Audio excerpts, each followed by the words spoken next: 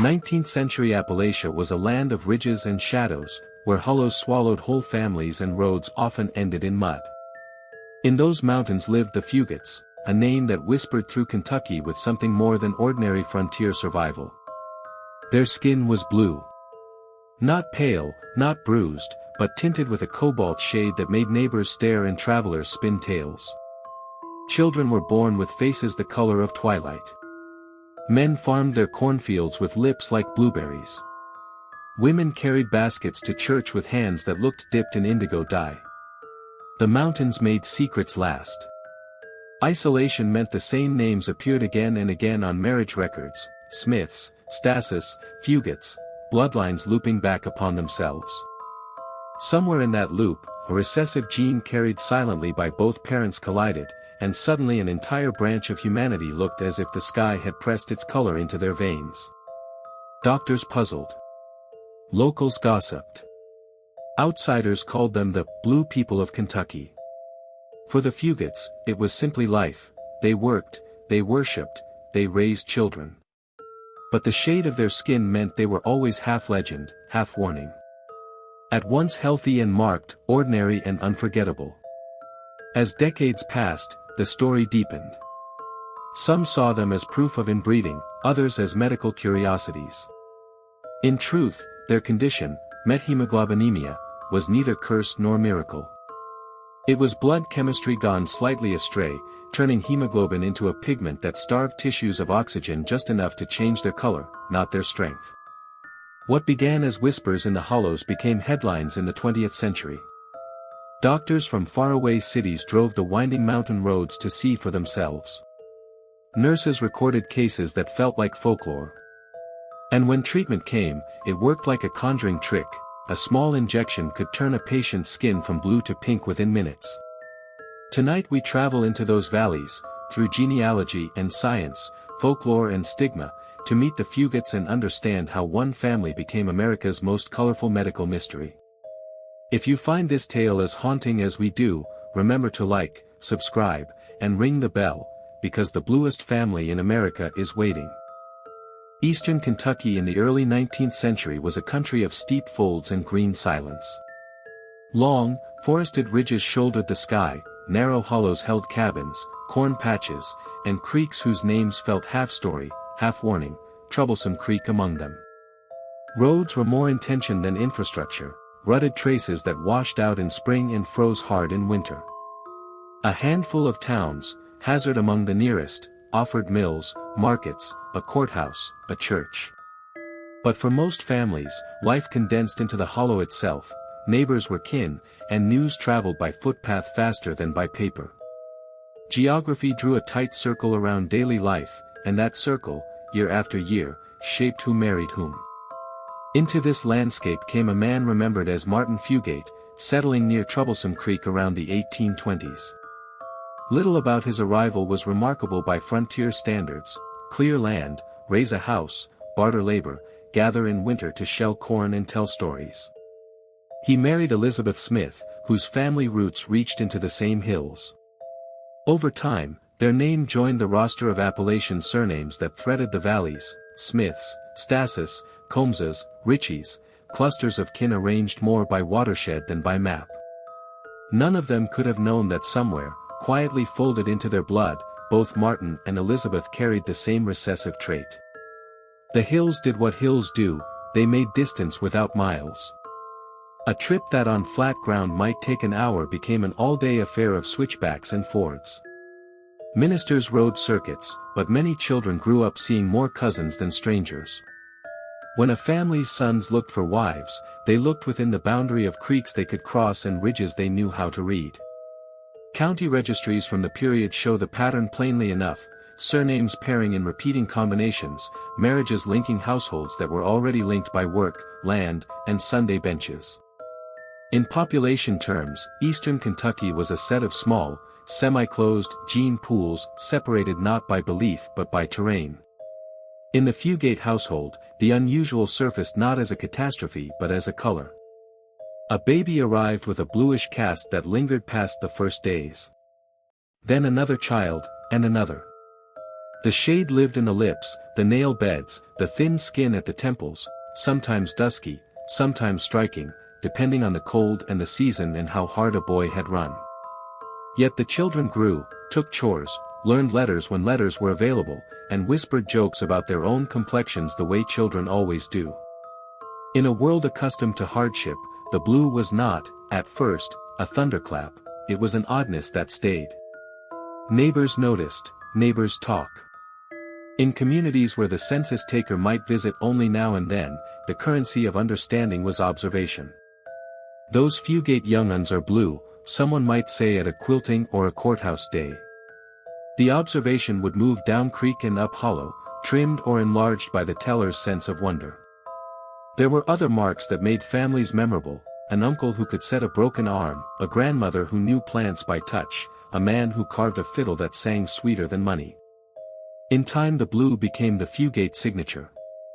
The frontier doctor's bag in those decades was a modest thing, a stethoscope, laudanum, lancets, a few tinctures, a Bible's worth of bedside manner. Some physicians who passed through saw the blue and tried to fit it to the categories they knew: poor circulation, a heart complaint, the lingering pallor of a fever. Others, trained more by experience than by school, learned to shrug and treat the problems that actually hobbled work: infected cuts, childbirth, ague. As long as the blue children ran and ate and made it through winter, there was little reason, structurally, economically, to chase an answer past the ridge line. But biology was doing its quiet arithmetic. In small, isolated populations, a recessive trait can step from rarity to visibility if carriers pair more often than chance would predict in a large city.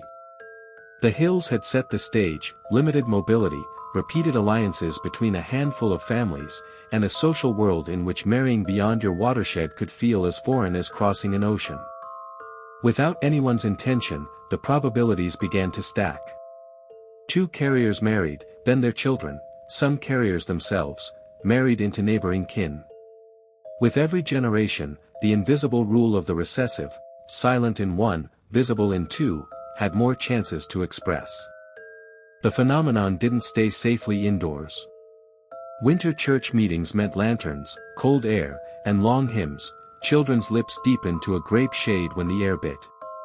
At river fords, rolled sleeves revealed forearms that looked as though the water had left its tint behind. Midwives remembered the newborns who arrived with a dusky veil and did not pale. It entered speech as a descriptor because language often follows what it sees. The blue folks was not yet a scientific category, just a community's shorthand for something it had no other words for. As the 1850s wore on, the region changed slowly. Turnpikes improved where coal and timber made the investment worthwhile, a few new merchants set up in county seats, the Civil War years threaded alarm and allegiance through the ridges. Yet the hollows kept their pace, and after the war, the Fugate name remained rooted along Troublesome and Ball Creek. Children of the blue children came of age. Some so clearly marked that strangers stared, others so faint that only a mother could tell in winter light. The pattern persisted because the forces that sustained it, geography, social ties, limited out marriage, persisted too.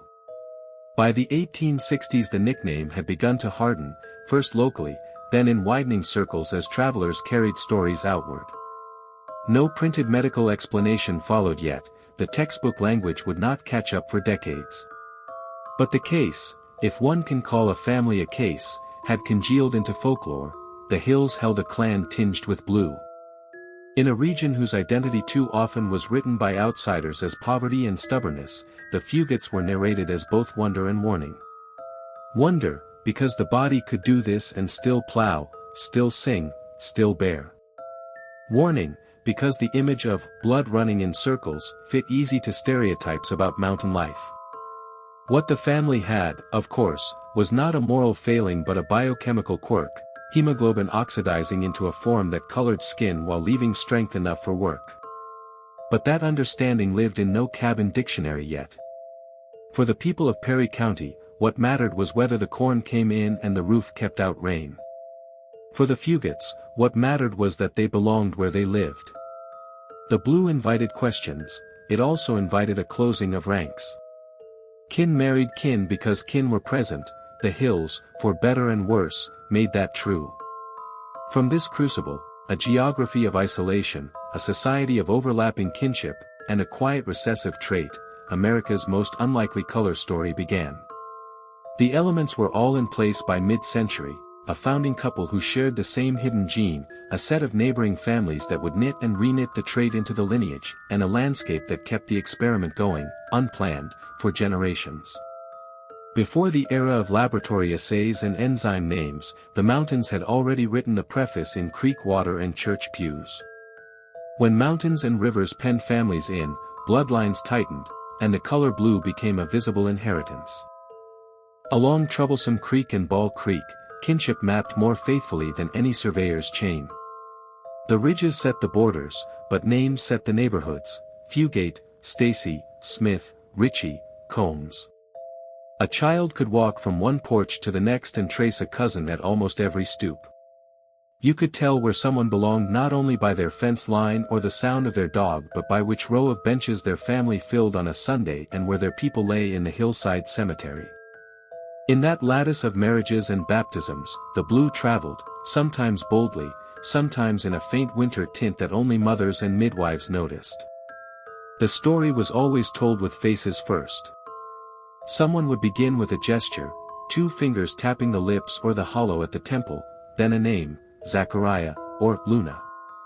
Photographs were scarce in the early years and unreliable witnesses later, but memory was sharp. It kept a ledger of complexions, seasons, and kin links, who married whom, which baby was born dusky and stayed that way, which boy ran hot and pink in August but turned purplish blue if he sat too long at a winter revival. The blue never made a person a stranger to their own family, it made them unforgettable to everyone else. Family trees were hand-drawn on butcher paper at kitchen tables, lines spidering outward from a founding couple. Dates were added when a Bible yielded them, question marks when a grave marker had fallen, arrows when a cousin's line rejoined the trunk in a later marriage. A visiting cousin might spread the sheet and add a branch, that's where Luna went, over Ball Creek. The diagrams were gaps and guesses, but they carried what the census could not, the feel of a family's living weather. In these sketches the blue became a notation as real as a birth year, small marks beside names, dots in the margins, an asterisk next to Zachariah, like a wink from someone who'd been there.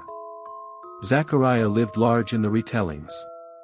He was remembered as a man whose color could deepen in the cold to a shade that made strangers stare, yet whose stamina met the measure of the mountain.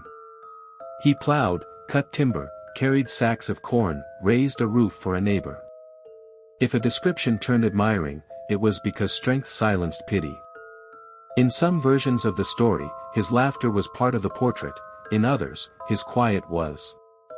But nearly all agreed, he married well, had children, and lived long.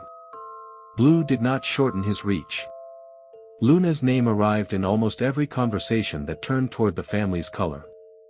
She was described, often and with a kind of awe, as blue all over. Not splotched, not merely chilled-looking, but fully and unmistakably tinted, a woman whose hands looked dipped in indigo, whose lips were the color of ripe huckleberries, whose face held a gentle dusk even under summer sun. The image struck listeners and stuck to the tale because it reversed a reflex the outside world brought to the hills. Here was a woman vividly marked and equally vigorous. She married into the Stacy line, neighbors, workers, churchgoers, folding one surname into another until the blue ran through both like creek water through gravel. Luna's household was the definition of ordinary Appalachian workload: garden rows, wash kettles, children's chores, the daily arithmetic of food and weather, and that was precisely what made her so instructive to the people who lived alongside her. Health, in the mountains, was less an abstract measure than a witnessed capacity. Could you work when work called, make it through winter, bring a baby safely into the world and keep it there? By those measures Luna met the mark, and her family with her. The blue departed from the visual norm, it did not define the sum of a life. Schoolhouse registers and church rolls, where they survive, hold the surnames in looping script and leave the colors to oral footnotes. Teachers listed children as present or absent and sometimes penciled a note about a cough or a scuffle. Pastors recorded marriages and baptisms without remarking on hue. The documents left the telling to those who shared meals and fences. At quilting bees or hog killings, the talk could become curious, a little shining-eyed, the way communities borrow the storyteller's thrill when a familiar tale is retold. "They're blue," someone would say, not cruelly, not kindly, simply naming a thing that had to be named before every other detail could be heard. Curiosity, though, was double-edged. The label, blue, made introductions easy and belonging complicated. Children felt the look, even when grown-ups softened it with smiles. There were stories of a boy hesitant to sit near the stove in winter because the heat made his face pinker and the cold made him fellow blue again, each change a spectacle. There were accounts of girls mindful of gloves at church and kerchiefs at market. Most neighbors managed the difference with mountain manners, note it, then get on with the task at hand. But every community has its unkind mouths, and the blue sometimes gave them a word to aim. Inside families, the color was discussed differently, less as a marvel, more as a feature of the household like a strong back or a crooked toe. An aunt might say, over soup, that a newborn had that look, and the room would nod. A grandfather might offer, almost apologetically, that his own mother's lips had been near as purple in winter and it hadn't kept her from hanging 3 quilts by herself. Reassurance became its own tradition, a way of saying that color stood in the doorway but never ran the house. Midwives' memories supplied texture the documents lacked. They remembered the startling blue of a first cry and the relief when the baby pinked with breath. They remembered the ones who did not, and how those losses were blamed on distance or weather or bad luck rather than hue. They kept mental tallies of which lines ran dark in the winter and which children looked chocolate-blooded when a cut was bandaged, a detail that would, much later, become a medical clue. For midwives, the blue was neither omen nor diagnosis, it was one of a dozen signs they watched while they worked. The fairs and courthouse days amplified the legend. On market Saturdays, songs and produce pulled families into town, and the story traveled with the tomatoes. A vendor from over the ridge would lean in and ask, half-whisper, whether it was true, was there really a family up Troublesome whose blood ran blue? The answer, practical and proud, was some version of, they work as hard as anybody. Pride mattered, because the hills heard the outside world sneer whenever it said inbred, and pride stiffened as a counterweight. The blue could be claimed, defended, normalized, but it could not be made invisible. Kinship diagrams grew denser with each marriage. A Stacy boy might marry a Fugate girl, their children would carry both names in their faces long before they carried them on paper.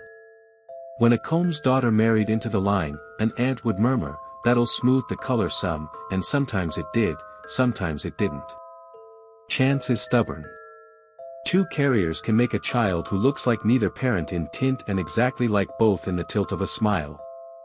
So the family learned to expect difference inside sameness and to read the blue not as fate, but as a possibility. By the early 20th century, as roads improved and a few more photographs entered albums, the legend acquired new props. A snapshot might be pulled from a desk drawer and pressed into a visitor's hand, grainy, sun-flared, inconclusive.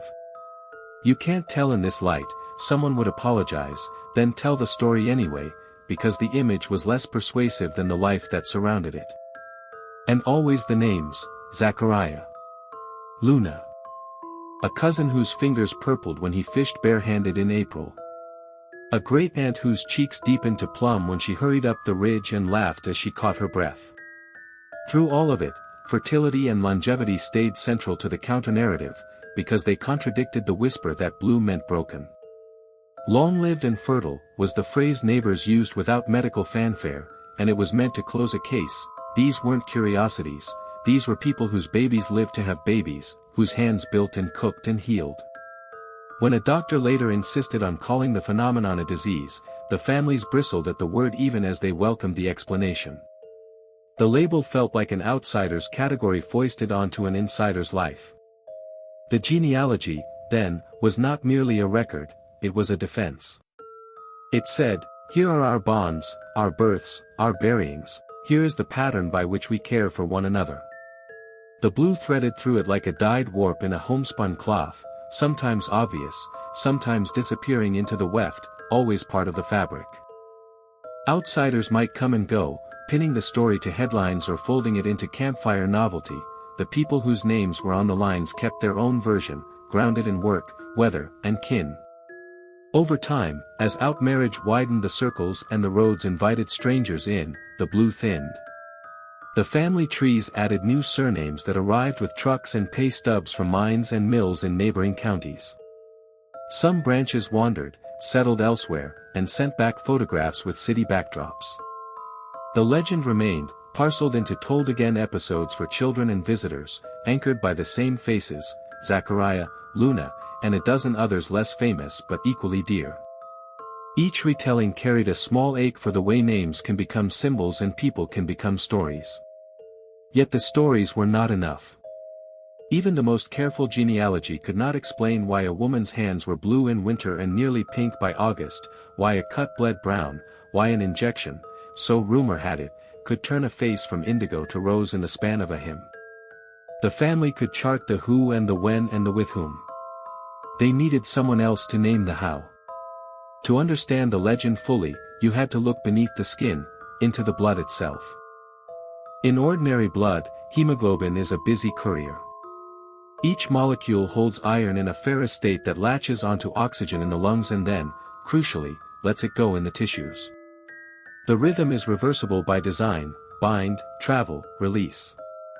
When iron is oxidized to the ferric state, hemoglobin turns into something else: methemoglobin. Methemoglobin can't carry oxygen, and it tugs the whole system the wrong way by making the remaining normal heme sites grip oxygen too tightly. The delivery route is still there, but the couriers won't drop the package. Put simply, as methemoglobin levels rise, oxygen delivery falls even when the lungs are full. At around 10 to 15% methemoglobin, the most visible sign appears: skin and lips shift toward slate blue or violet. People look cyanotic but often feel well. Climb higher, 20 to 30%, and fatigue or headaches may creep in. At severe levels, confusion and shortness of breath signal real danger. The Fugates lived, generation after generation, near the mild end of this spectrum, where the body's daily needs are met and the most striking symptom is color.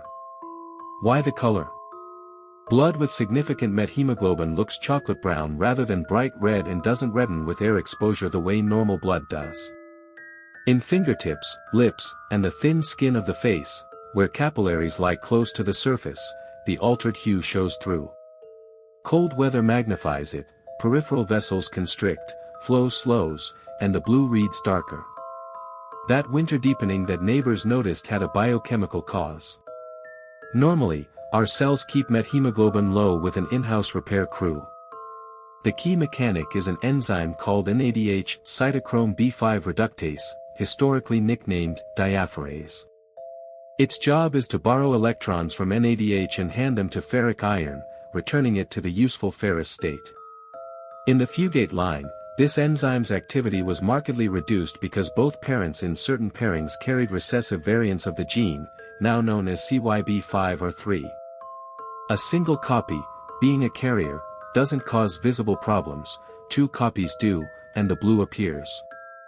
In a big, mixing population, 2 carriers finding each other is uncommon. In a small, semi-closed community, bounded by ridges, rivers, custom, and sparse roads, the odds rise. This is the arithmetic of recessive inheritance meeting the geography of Appalachia. A founder effect likely played a role.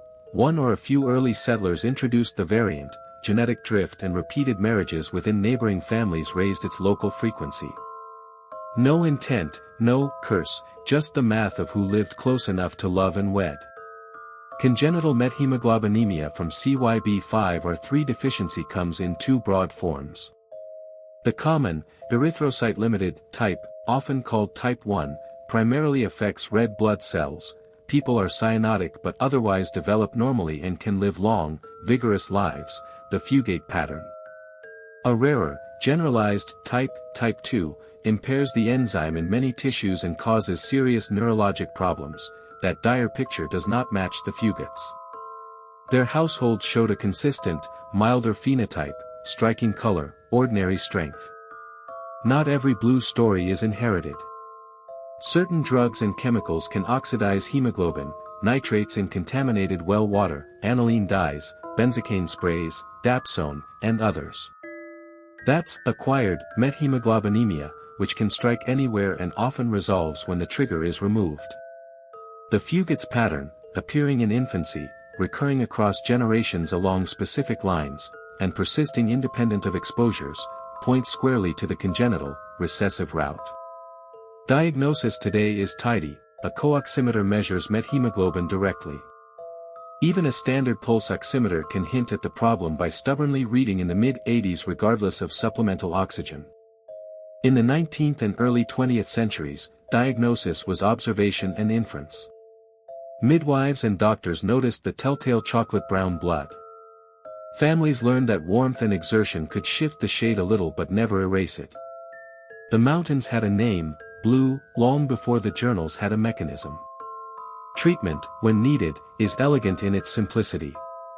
Methylene blue serves as an artificial electron shuttle.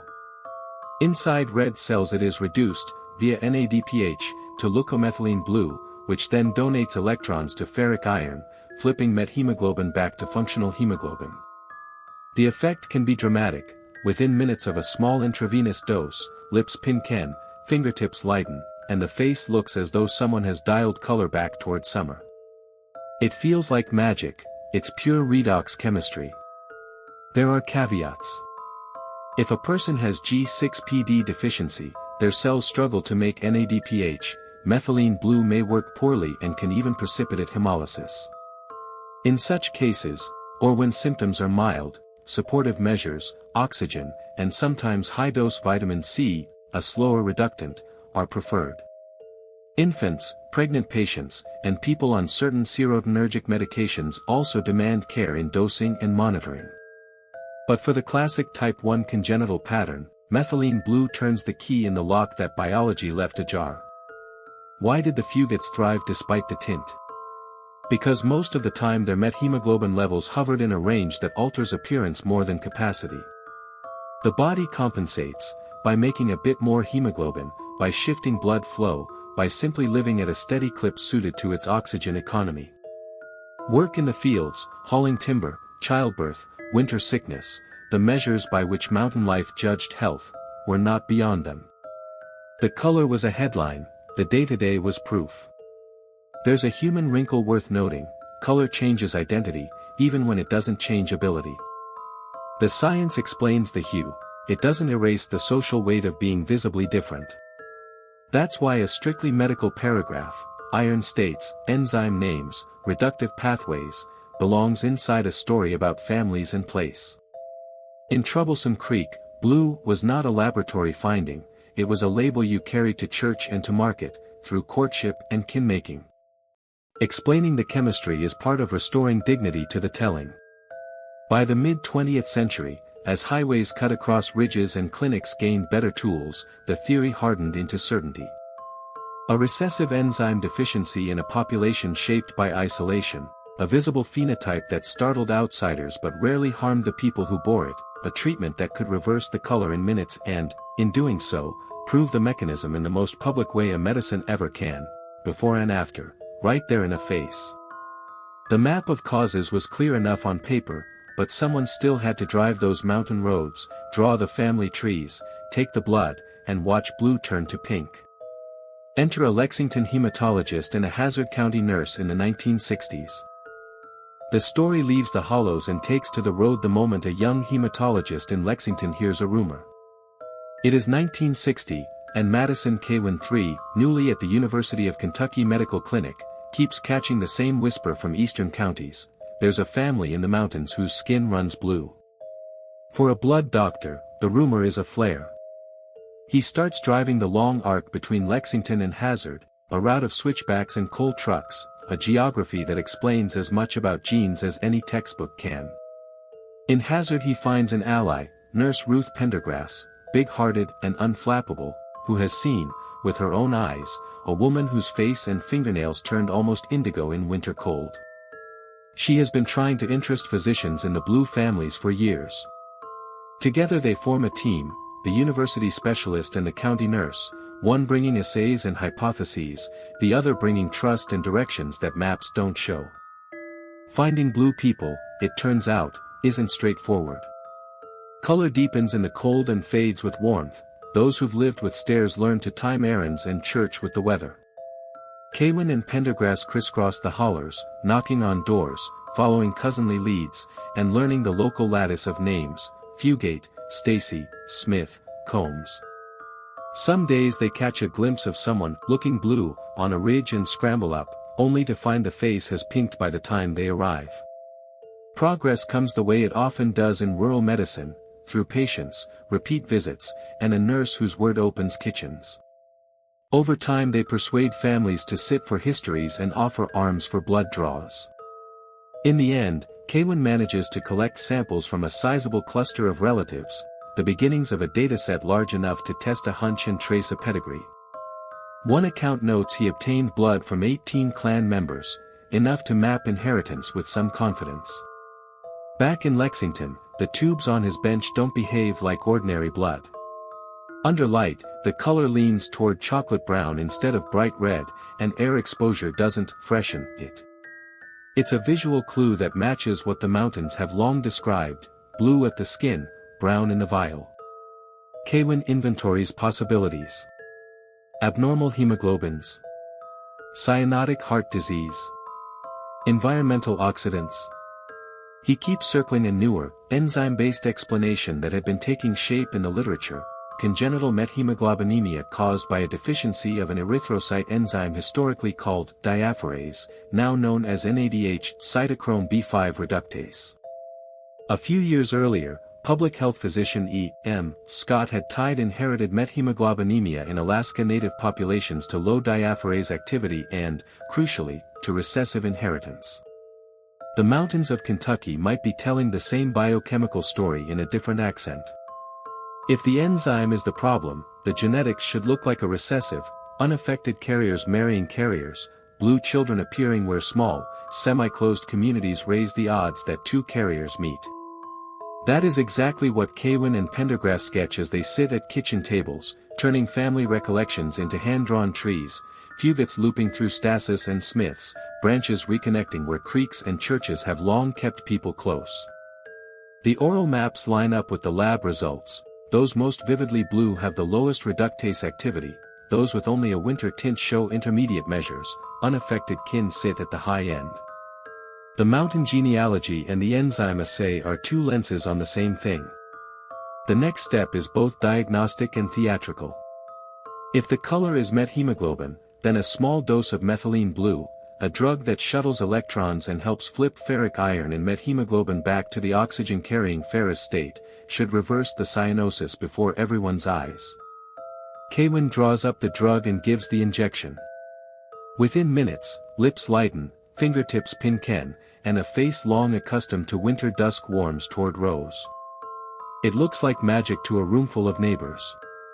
To a hematologist, it's redox chemistry doing exactly what it should: simple, elegant, and so dramatic you can build a paper around it. Word of the physician who can turn blue people pink travels as fast as any marvel. But Cawan is careful not to promise more than the drug can give. The effect in classic, red cell limited, type 1, congenital methemoglobinemia is temporary. Maintenance sometimes requires repeat dosing or oral regimens, and the aim is comfort and color, not a cure of the gene. He also knows the caveats: avoid methylene blue in patients with G6PD deficiency, dose cautiously in infants and pregnant patients, and remember that not every blue-looking person is blue for the same reason. Still, in Troublesome Creek and Ball Creek, the demonstration matters less as therapy than as proof, the laboratory idea embodied in a neighbor's face. The partnership with Pendergrass is the project's backbone. She remembers the first time a dark blue woman walked into the county health office asking for a blood test. The sight scared her at first. Blue can look like a heart attack to the unprepared, until the woman calmly explained that her kin on Ball Creek were blue Combses, and did just fine. That memory becomes a bridge. Pendergrass vouches for Cawan, families vouch for Pendergrass, doors open. The American Heart Association clinic in Hazard gives them a practical base and a reason to be in town without rousing suspicion. They work the circuit like itinerant pastors, except their sermons are pedigrees and enzyme essays. In the lab notes and later drafts, you can see the argument take shape. First, this is not a heart or lung disease masquerading as cyanosis, it is methemoglobinemia visible at the skin and fingernails, confirmed by blood color and response to methylene blue. Second, the pattern of affected and unaffected across generations matches autosomal recessive inheritance in a population shaped by isolation and repeated intermarriage. Third, enzyme assays show low NADH cytochrome B5 reductase activity in those who are blue, consistent with the mechanism Scott and colleagues tied to other isolated populations. Each point meets the skeptic's likely objection, together they turn rumor into a case series. Publication matters, both for the families, who deserve a respectful scientific account, and for the broader clinic world, which needs a handle to grasp when a patient reads as cyanotic but doesn't gasp for air. In April 1964, Kaywin and co-authors Charles H. Behlin II, E. J. Lappat, and J. E. Cohn publish Hereditary Diaphrase Deficiency and Methemoglobinemia in the Archives of Internal Medicine. The paper ties enzyme deficiency to phenotype, shows pedigrees, and, implicitly, shows how geography can tutor genetics. The names in the journal are not all the names in the holler, but the finding is the same in both languages, a recessive enzyme defect, made visible by a place that kept carriers close. The popular press gets a version of the story almost 2 decades later, when Science 82 runs Kathy Trost's feature, The Blue People of Troublesome Creek, the story of an Appalachian malady, an inquisitive doctor, and a paradoxical cure. It retells the long drives, the 2 mean dogs in every yard, the way a single injection can unmask the mechanism by changing a face. The article helps cement the fugitive rumor into a widely known medical folk tale, and it does something the journal could not, it captures the family's pride and wariness, the nurse's steadiness, and the doctor's mix of curiosity and restraint. Science isn't finished just because a paper is published. Kaywin's work helps fix 2 important boundaries for clinicians everywhere. First, that inherited methemoglobinemia, type 1, can be largely a condition of appearance, not of incapacity, a critical reminder in emergency rooms where blue triggers panic. Second, that the social map matters, small, semi-closed populations elevate recessive risks without invoking any moral failing. For the Fugates, this means a language shift. Instead of being pointed to as a spectacle of inbreeding, their experience becomes a teaching case in genetic drift, founder effect, and the arithmetic of who lived near whom long enough to marry.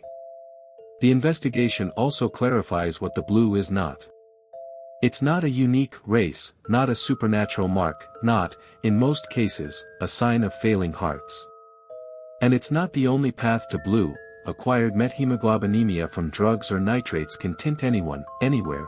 Hemoglobin M variants can mimic the look with dominant inheritance. In the Kentucky hills, though, the enzyme story fits, the one that methylene blue can demonstrate in minutes, like a reversible photograph. If there is a poignancy in this chapter, it lies in how modest the fix is compared to the weight of the legend. The families get an answer and a tool, outsiders get a tale they can retell, medicine gets a clean example to teach. But back in the hollers, life continues with the same chores and seasons. The blue still deepens in winter light, children still feel the look. Roads improve, more surnames arrive, the odds that 2 carriers meet begin to fall. The work that Kaywin and Pendergrass did, half science, half neighborliness, becomes the hinge in the story, the place where folklore meets enzyme. Science had finally given the color a name and a switch to flip. Soon, a newborn would carry the legend into the modern age, blue as a mountain lake in the delivery room. The legend stepped into fluorescent light in the spring of 1975, wrapped in a hospital blanket. Nurses had seen cyanosis before, heart defects, difficult births, the brief blue of a breath that hasn't found its rhythm yet, but this baby was different. He was blue as Lake Louise, one account would say later, not the dusky gray of a struggling newborn but a vivid, startling tint that made the delivery room go still. Alarms call the right people, the room filled. Oxygen, warming, the ordinary steps, yet the color held, enough to make even the calm hands tense. And then the simplest, most human test, the baby cried. With the first strong wail, his face lightened toward pink, then blue returned, then pink again as air settled into the business of life. That oscillation, blue at rest, pink with effort, was a clue in plain sight. It suggested lungs that worked and a circulation that could deliver, but a pigment in the blood that refused to carry its share unless the body pushed.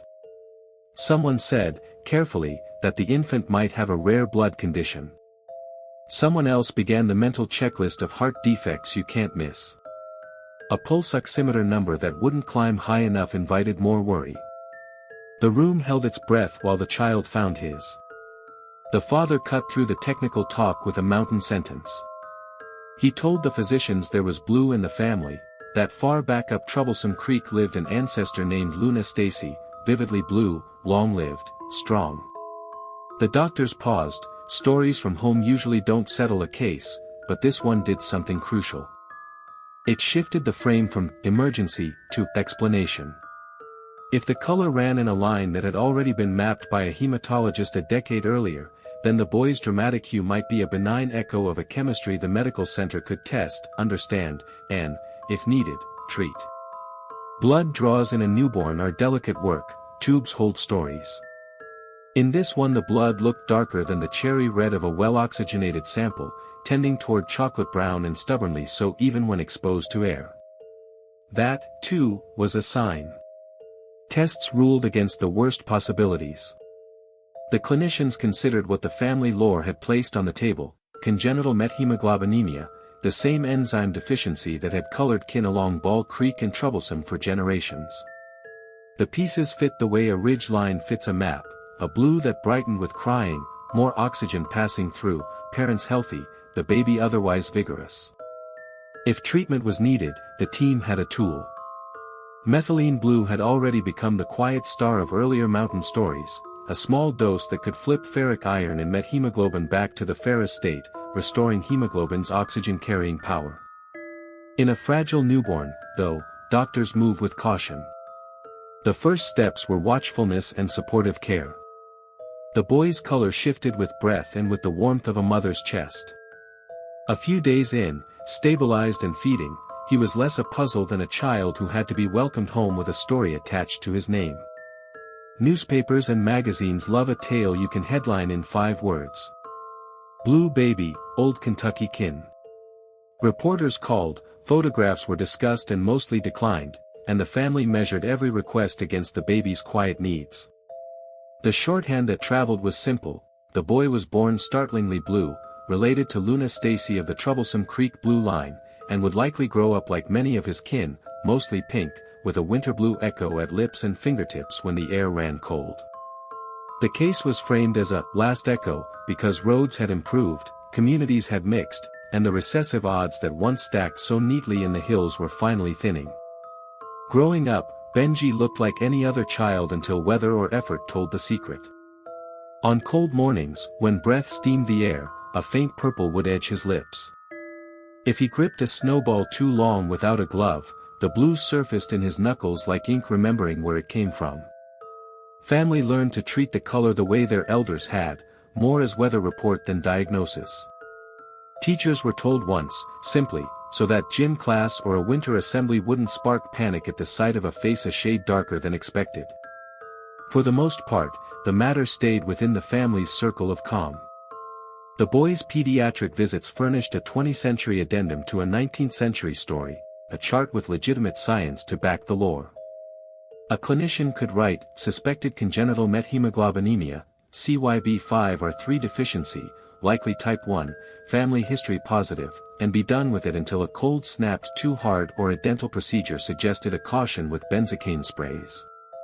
The color was the headline, the management was routine. If an intercurrent illness or exposure nudged his methemoglobin fraction upward, there was guidance to follow: warmth, oxygen, sometimes a carefully measured therapy. Most days, none of it was needed.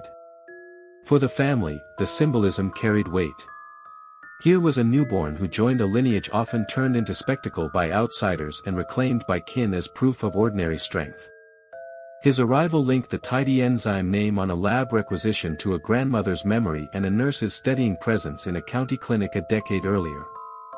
It proved, again, that a medical mystery can be a neighbor's daily life, and that a neighbor's daily life can teach medicine where to look.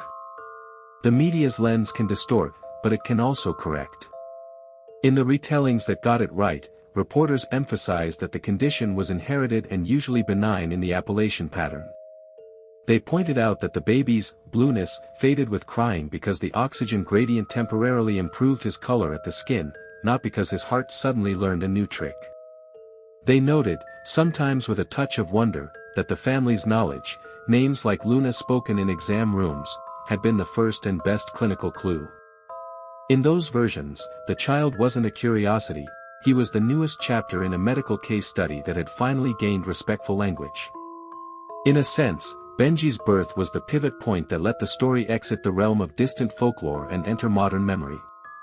People who had never heard of Troublesome Creek learned that blue people were not rumor but the visible face of a recessive enzyme deficiency, dramatic to see, modest in consequence, correctable in a pinch, and, above all, human. Pediatricians far from Kentucky added a footnote to their mental differential for cyanosis: if the vitals are steady and the story fits, consider methemoglobinemia. Families, encountering the tale on a rainy day magazine page, met a reminder that difference can live alongside normalcy without contradiction. The baby grew. School days, summer creeks, winter hats, the color came and came again on his hands in February like the gentlest of hauntings. The legend around him, meanwhile, continued to change. Each retelling contended with the old reflex to sensationalize, those words that mountain families know too well: inbred, freakish, oddity. But the boy's ordinariness fought back effectively. It is hard to turn a second grader with a striped backpack into a specimen. It is harder still when his people stand in the doorway and say, with Appalachian plainness, he's fine. By the time he reached adulthood, the web of roads in eastern Kentucky had rewoven the local gene pool. Jobs, schools, and marriages crossed county lines the way hogsheads and hymnals once crossed creeks. The statistical trap that had made blue so common along certain branches, carriers meeting carriers because they were the only ones within walking distance, began to spring open. In that sense, Benji's birth was both a continuation and a conclusion, proof that the line still carried color, and a sign that the conditions that once amplified it were easing. If there is a single image to hold from 1975, it's this: a delivery room gone quiet at the sight of a blue-tinted face, then a cry, then a flush of pink, then the return to a stable dusk that worried fewer people than it did a century earlier. Behind that image stand generations: Luna's hands, Zachariah's laugh, Kaywin's careful tubes, Pendergrass's introductions, a dozen midwives remembering chocolate-brown blood and living babies. A newborn turned those memories into a present tense. With the baby home and thriving, the story could finally breathe, free to ask not just what colored these lives, but how the world chose to look at them. The next chapter isn't chemistry, it's culture, stigma, storytelling, and the ethics of being seen. By the time the blue left the hills as a headline, it had already lived there for generations as a fact. What changed in the telling was not the chemistry but the angle of the gaze. Outsiders came with notebooks and adjectives, locals came with casseroles and work to finish before dark. Between those viewpoints a seam opened, where fascination could slide into ridicule, where a family could become a symbol before anyone asked for permission. The first temptation was to flatten people into a picture. Blue People of Kentucky travels well because it requires no map and promises a spectacle in 5 syllables. A photograph, blurry, sun-streaked, inconclusive, could be made to carry more than it ever saw. The caption did the heavy lifting: inbred, odd, strange as a fairy tale. Those words profit from distance. They do not have to stand at a kitchen sink and describe a child without making him a curiosity. They do not have to introduce a cousin at church without turning introductions into theater. Locally, the language bent toward protection. They work as hard as anybody was more than a defense, it was an ethic.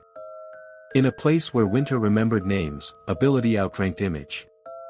The blue was noted, and then the conversation returned to who needed a roof shingled before rain or whose baby would be baptized Sunday. Stigma still leaked in, the way cold will find a door that doesn't quite latch, but community habit, attention paid to conduct, not color, kept the worst drafts out. Yet even well-meant curiosity can harm. When a nurse in a clinic, or later a reporter, asked a child to show his fingers to the camera to demonstrate the tint, the demonstration fixed the boy in a role he hadn't chosen. In classrooms, a science teacher might mean to educate and accidentally invite gawking. Parents learn to manage these moments by preempting them, a note on file, a quiet word with a coach, a frank sentence, "He looks blue in the cold, he's fine," delivered before anyone could turn concern into spectacle. This household strategy worked because the condition was usually benign. It does not erase the fact that a child had to be taught a kind of self-advocacy earlier than most. The scientific lens helped, but it also carried its own risks. Naming the enzyme and the inheritance pattern gave clinicians a respectful vocabulary and a path away from blame. It also encouraged a certain clinical confidence in telling a story that wasn't entirely theirs. Pedigrees laid out on paper can become exhibits, useful to medicine, unsettling to the people whose lives they diagram. Privacy is not just a HIPAA form, it is the right to decide when a cousin in another county learns, via a magazine paragraph, that her grandmother has been folded into a case study. Good investigators asked permission, changed names, elided house locations. Not everyone did. There is an ugly, persistent word that hovers over Appalachian stories, inbred. It gestures toward real mathematical facts, closed populations, repeated pairings among a limited set of families, but it wields them as moral indictment. The hills teach a different arithmetic. Marriage markets follow roads and rivers, kinship webs grew dense because the geography made neighbors of cousins and because survival demanded cooperation within reach.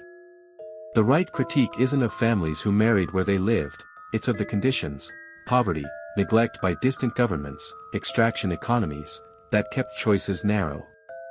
To tell the Fugate story as a jeer is to misdiagnose the problem and let the systems that produced isolation off the hook. Popular culture, with its appetite for tidy arcs, often blurred the facts into fable. A line between blue and bewitched is not hard to cross if you're writing for a thrill. Even careful retelling sometimes leaned on mood instead of truth, trading nuance for the click of recognition. Ah yes, the blue people. The damage here is quieter but cumulative. When a community is introduced to the wider world by a single trait, it has to work harder to be seen in full. Teachers from outside arrive with a story already written in their heads, employers bring assumptions, a child moves to a new town and finds his last name arrives ahead of him, packaged in a rumor. Ethics pushes back with questions. Who benefits from the telling? Who consents? What is the smallest specific detail you can use to make your point while leaving a family untraceable to those who don't already know them? In documentary work, that often means composite characters, blurred landmarks, and a preference for mechanisms over addresses. In print, it means avoiding the lazy thrill of naming minors or reproducing an heirloom photograph without context. In classrooms, it means teaching methemoglobinemia as a concept with multiple causes and populations, not as that Appalachian oddity, and then, if you mention the Fugates at all, using their story to discuss founder effects and public health infrastructure, not to harvest gasps. There is also the matter of medicine's tone. A clinician who says disease where a family has lived difference can inadvertently pathologize a life. Words shape experience, disorder, defect, deficiency, each points in a slightly different direction. The most accurate term, in the Fugate pattern, is a recessive enzyme deficiency that usually causes cosmetic cyanosis without impairing daily function. That sentence isn't lyrical, it is humane. It gives parents something true to tell a child, this is what it is, this is what it isn't, and here's how we handle it if you ever feel unwell. Modern genetics adds another layer, helpful and fraught. Wider marriage patterns and mobility have diluted the local frequency of the CYB5 or 3 variants, congenital cases in the old lines are rarer. Where questions remain, genetic counseling offers tools the 19th century didn't have, carrier testing, explanations of odds, conversations about family planning conducted without shame. The counselor's craft is part math and part pastoral care.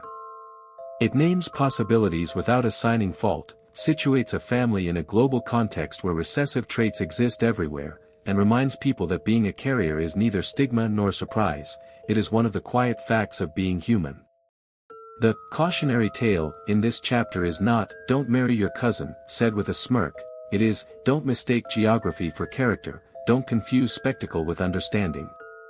It is a warning against the economic forces that pin communities in place, industry that takes without building, public investment that arrives late if at all. It is also a reminder to medicine to look first for the common, benign explanation before spiraling into rescue medicine drama at the sight of a blue face attached to steady vitals. Panic helps no one, pattern recognition, delivered kindly, helps everyone. There is room here, too, for gratitude. The nurse who refused to be spooked by a blue patient and chose instead to remember, to connect names, to introduce a city doctor to kitchen tables, she sits at the ethical center of the story. The doctor who shared credit, changed names, and resisted turning neighbors into props, he stands nearby. The families who opened doors and let a stranger draw blood so their grandchildren wouldn't be told they were cursed, they authored the dignity in the telling. When we say #dark history or #family secrets, we owe the subject more than atmosphere. Darkness is not only in the color of skin under winter light, it is in the way stories can be used as cudgels, and secrets are sometimes just unasked questions. The ethical version of this tale keeps the wonder, the way a single injection can reverse a color before your eyes, without making that wonder the point. The point is people. A woman stirring a pot with indigo hands that serve, a man whose laugh carries up a ridge and tells you the work is done, a child who learns early how to explain himself to the world and then, one day, stops needing to. As the roads improved and surnames braided across counties, the legend thinned. That is good news in population genetics and a relief in social life. It does not erase the past. The blue persists in memory as a lesson with 3 parts. Biology is specific, culture is powerful, and ethics is the guardrail between the two. You can admire the science without ignoring the harm of a sneer, you can tell the story without handing strangers a map to someone's door. If the tale still haunts America, it is because it sits where so many of our favorite narratives meet: frontier myth, medical mystery, the romance and the cost of isolation, the ease with which a country makes caricatures of the poor and rural. The Fugates offer a counterweight, a way to say, with evidence and with respect, that difference does not equal deficiency, that communities can be both vulnerable to odds and resilient in life, and that a family can be famous without losing its right to be ordinary. From wooden cabins to enzyme assays, from gossip to journals, the story has come full circle. What remains is to ask why it endures, what, exactly, the blue has taught medicine, culture, and the families themselves, and why that lesson still belongs in the national memory. The story of the Fugates began as whispers in the hollows of eastern Kentucky and ended as both folklore and a case study in textbooks. Yet the resonance lingers far beyond Troublesome Creek because it touches 3 registers at once: science, society, and symbolism. Each explains a part of why a local genetic condition became a national legend. Scientifically, the Fugates gave medicine an example so vivid it could be taught in a single image: blue skin, chocolate-colored blood, and a reversible transformation with a few milligrams of methylene blue. Here was recessive inheritance writ large, the founder effect made visible, the enzyme pathway mapped not in a lab but in a family tree. Students of hematology and genetics still meet the story as a case of congenital methemoglobinemia, CYB5 or 3 deficiency, type 1, reminder that physiology sometimes announces itself on the skin before it whispers in a test tube. In that sense, the Fugates were teachers as much as patients. Socially, the tale is stitched with the darker fabric of American history. The word blue could be shorthand for marvel or for mockery, depending on who spoke it. Outsiders drew caricatures of inbred mountain folk, ignoring the structural isolation imposed by geography and economics. Locals defended kin by pointing to stamina, fertility, longevity. the label both marked and marginalized. That dynamic makes the story not just Appalachian but American. It reveals how quickly difference is turned into spectacle, and how communities build pride to withstand it. Ethically, the Fugate story demands careful retelling. They were not curiosities but people, farmers, mothers, children, whose daily work continued regardless of tint. To present their history as carnival is to wound. To frame it as science alone is to flatten the lives behind the enzyme. The respectful path lies between, recognizing that a family carried a striking trait, that outsiders too often turned it into a slur, and that medicine finally gave back an explanation grounded in chemistry rather than stigma. The legacy, then, is not only about blue. It is about what blue revealed, the way isolation amplifies recessive genes, the way rumor can eclipse truth, and the way dignity requires more than diagnosis. The color faded as roads opened and marriage networks widened, but the memory remains, part folklore, part warning, part triumph. Picture Troublesome Creek in winter light.